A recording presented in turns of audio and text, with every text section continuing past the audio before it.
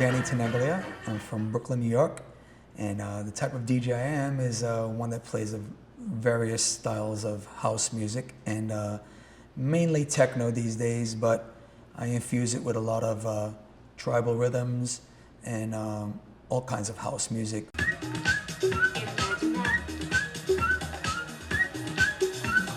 I was born, like I said, in Brooklyn, New York, and I was raised around a lot of different cultures of music. In the area where I was born was Williamsburg, Brooklyn, and it was a very, very large Latino and African American community as well, and that's what I went to school with as well. It was very mixed.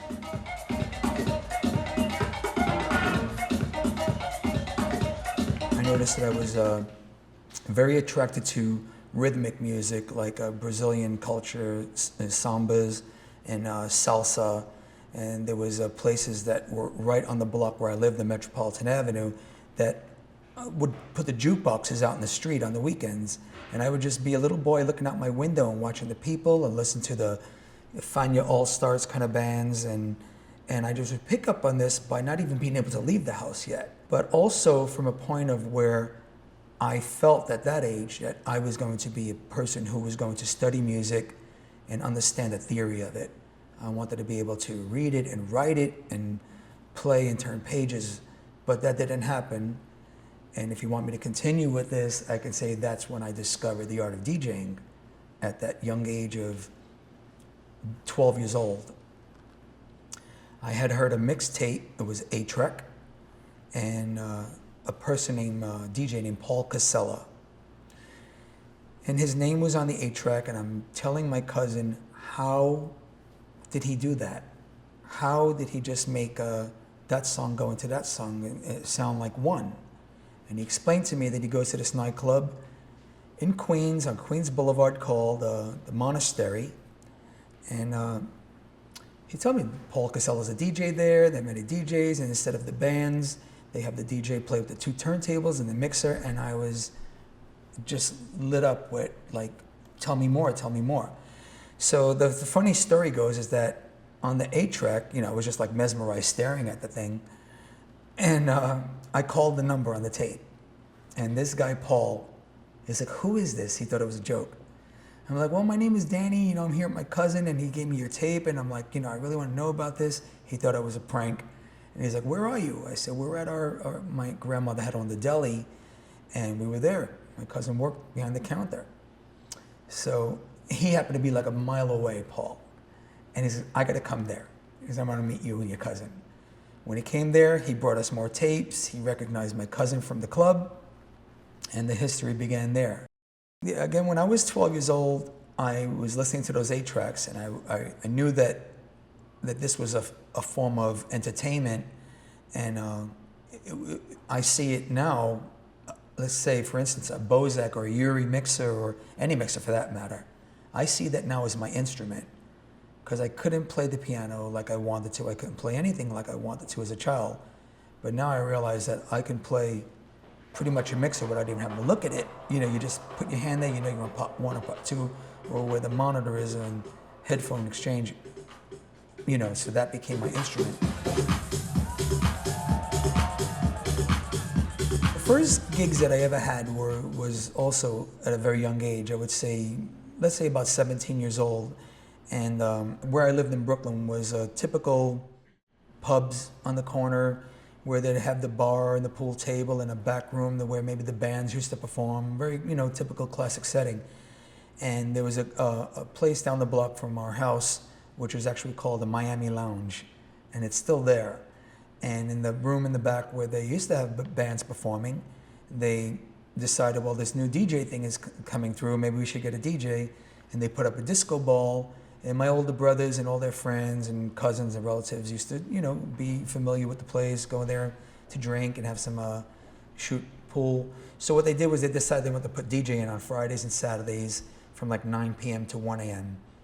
And my parents would not have allowed it if I was not chaperoned by my brothers, so it was kind of cool. And that was it. I set up the DJ stuff there, and having it now be 1977, I think what I was playing back then was a wonderful mix of what was now considered disco and the explosion of it from Donna Summer, Cerrone, Moroder, all that kind of stuff, Voyage, mixed with what I was raised on with Paul's tapes. Being a DJ for so many years, I think it didn't take me until many years later into my career to really realize that I'm an entertainer, and all DJs are entertainers, but maybe many of them don't actually see it, because it took me a long time to recognize it as well, especially in the current stage where we have all these travels and stages, festivals, and different types of settings. It could be a dark club, it could be a terrace, so you really have to adjust yourself to each environment. But I can't say that when I was very young that I realized that how much control I was in.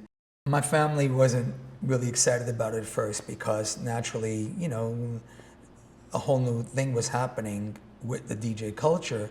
I couldn't imagine them trying to understand that when to them DJ meant disc jockey, and they related it to radio. So I was in high school now, and I knew that I wasn't learning much in school that I really wanted to as far as music. I was trying to take music classes, but it was a 45-minute class and it was a mess. And I was telling my parents that I wanted to leave school and that I wanted to be a DJ. And like, what do you mean you want to be a DJ? Like Cousin Brucey? And they would mention DJs, like famous DJs like Howard Stern. I'm like, no, I don't want to be a DJ on the radio. I want to play records in nightclubs. And like, they were like, typical, no, our son's going to go to college. We want you to be a lawyer or a doctor, those kind of cliches. And I was like, no, you know me, it has to be something with music. So, they knew that I was not a troublemaker. I never got in trouble in school. I never got kicked out. Wasn't kidding fights. So when they saw how much serious I was, and then I got the turntables and I would never leave them. I was always near the music. I was always the kid near the jukebox. I was always the kid near the band. They're like, all right, let's give this a try. And then ultimately I did leave school. And I was almost at the graduating date, but I got a DJ gig. And the rest is really the history. I never turned back. I never really did any other kind of jobs. And around 1980 was when it took a turn for me as working like pubs in Brooklyn. Not too many, maybe 4 or 5. But in 1980, I got a job at a roller disco, which was a big trend in New York, probably everywhere.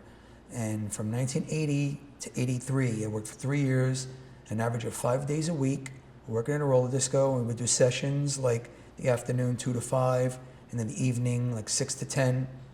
And I did this for 4 or 5 days a week for 3 years.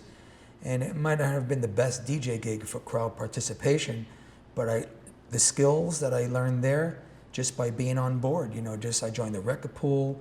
I was in Shure record pool from the Bronx. I became a member of Judy Weinstein's record pool for the record. I got to meet Dave Morales and Jelly Bean. Then all of a sudden I was in this mix of like all the people I've admired, peers, colleagues, like, wow. I'm 21 now.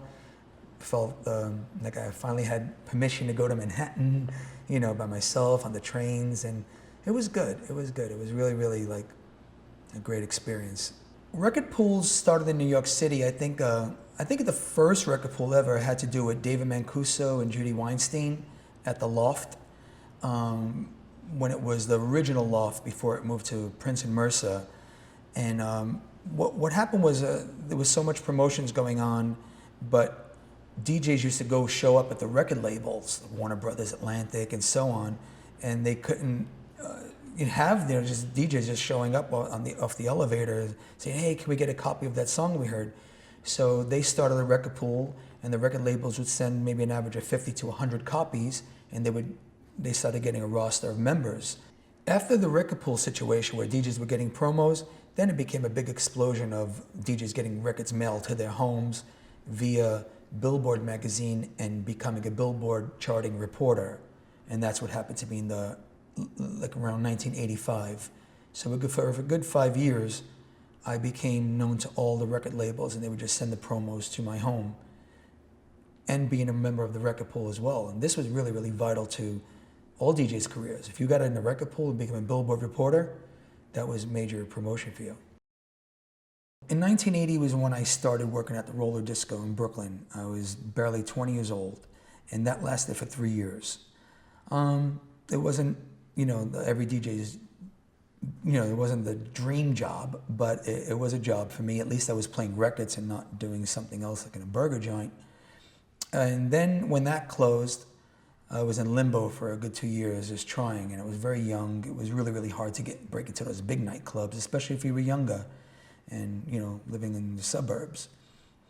So in mid-1985, a friend of mine had moved down to Florida, and they opened up a club here called Cheers in South Miami, near where the university is, and it was open 7 nights a week. It started out as a video bar, and then they broke into a restaurant next door and took over that spot and just created a dance floor. So my friend Tommy said to me, listen, this place is going to be open 7 nights a week. If you want to come down, they need a DJ. I can't do it 7 nights. So I wasn't getting much gigs in New York, and I'm thinking, wow, Miami, the weather, palm trees, swimming pools, the beach. I had been here before. So I came down, I gave it a shot. They liked me, I liked it. In 1986, 87, 88, we started doing showcases for the conference at this club Cheers. And this is where I got recognized. And the great thing about this was that Cheers was the only club that had a 7 a.m. license to sell liquor. So even when it wasn't the conference, when every club closed, people wanted to continue carrying on, they all came to Cheers. It was such a wonderful mix of straight, gay, gothic, everything came to Cheers, especially after 2, 3 a.m. when all the other bars and clubs would close. So I had the people in the palm of my hand. At first I had to play safe and play a lot of the pop hits. Back then it was Rick Astley, Taylor Dane, Dead or Alive, a lot of the video kinds of music, Tears for Fears, Soul to Soul. But being a New Yorker, and now I'm thinking like, where else are they gonna go? And I always loved all different kinds of music. I was able to play Front 242. I was able to play the Gypsy Kings or Donna Summer Classic, and they just ate it all up. So I was really, really, of all the clubs I ever worked at, that's the club where I was the most diverse. But it was the conference, and having acts like Taylor Dane, Company B, after their show was over, back to the DJ, and it was always me. So I had all the magazines, the music, DJ, Billboard, Mixer, DMC, all the ones that were covering the conference. They would be there, and they would do pieces on me and say, DJ Danny from Miami. And I loved the attention that I was getting promoted, but I was like, I'm not from Miami, I'm from Brooklyn, New York. But it was all good. It was all good. And then that's really where I tell people that's where I got my start. Back in 1980, when I was starting to work in the roller disco that lasted for 3 years, was pretty much the birth of, if we want to call it like we call it today, hip hop. When rap music was hitting big in the world, especially with Sugar Hill Gang and the labels that were on Sugar Hill, and all the Enjoy Records and Tommy Boy and all these labels that came out really, really strong with it. And DJs were cutting up with 2 records and scratching and repeating the breaks. I mean, in the disco era, that's what we were doing. We were using 2 copies of songs to create the break. But hip hop DJs and rap DJs were doing it continuously so that the MCs could rap over it. That's not something that I was doing, but I was very in tune with it from visiting other roller discos or going to the street fairs and parks where there were DJs, and it was a culture, and I lived it.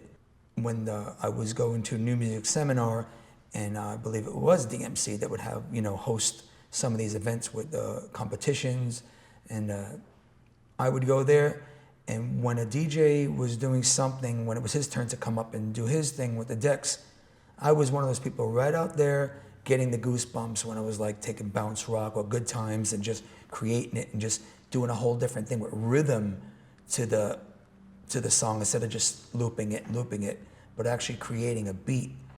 Turntablism to me is an art form, and the turntable has become their instrument, as I consider the mixer mine. And I think, what impresses me was actually when you're watching them. Listening is one thing, but watching them physically do it, it makes all the difference for me, especially when you see how they cue up their records. I've seen DJs put Band-Aids, stick it on the record to just find that right cue point. and or a piece of white tape, whatever, or a white marker. And I was fascinated by that because records have been so, a big part of my life, just watching them go around all my life. And I was like, wow, look what these guys are doing with vinyl. And, but I think the thing that impresses me the most is when they incorporate it with an MC. Because if they're just scratching, and then that can only go so far. But if they're keeping it seamlessly with a groove and somebody's MCing over it, then now it's more of an art form. It could become a whole new song or a track in itself. I've never given up. I never turned my back on dance music. I never turned my back thinking that, there were many struggles along the way. There was many times where I thought, man, what am I going to do? Because this is not cutting it for me now that I'm, past 25 years old and even 30 when I moved back to New York in 1990. I started making remixes and my own productions like circa 1988, 1990, but that was not really bringing in, enough revenue for me to pay my bills. And I was really struggling again after Miami to get DJ gigs in New York City. It was like starting over. The record labels knew who I was as a DJ for promoting their songs, being a Billboard reporter, the guy from the conference, but the nightclubs in New York were pretty much on lockdown. So it really was not until I made my first LP on Tribal, and of all songs, it was Bottom Heavy, which originally was a song remix that I remixed for Warner Brothers of New Order. And New Order were executive producers of their LP, and they refused would be a better word than refused, declined, same thing. They declined my remix of their song. This song was called World, The Price of Love. So I asked for permission to use all the elements that I had put into the song in respect of their original tracks, took away the vocal, and they were, yeah, sure, of course, it's your stuff.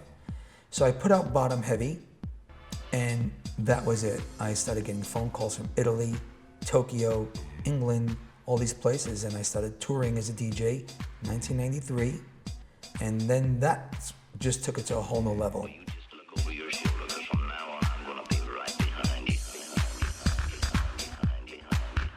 It was unbelievable that here I was, a little kid from Brooklyn, working in pubs, roller discos, and then moved to Miami, worked at a nightclub bar that had a late license, and all of a sudden I'm traveling the world. It's incredible that, people know me, as a high-profile DJ. It's come a long way since the early 70s, and I'm still as eager as I was back then. I feel like that same teenager working in a pub down the block. In the year 2000 was the variety of what they had going on at Space, Pasha, Amnesia, Privilege, and a few other places. But it was just incredible how you just heard any kind of genre. If you wanted the disco-y filtered sound, well, you were hearing it everywhere. But each club had its pretty much original formula for what each night might be.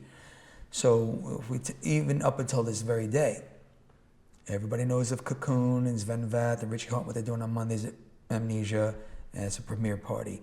Carl Cox Tuesdays, We Love Sundays, and everything else in between. Tiesto on Mondays at Privilege, and Murillo and David Guetta at Pasha.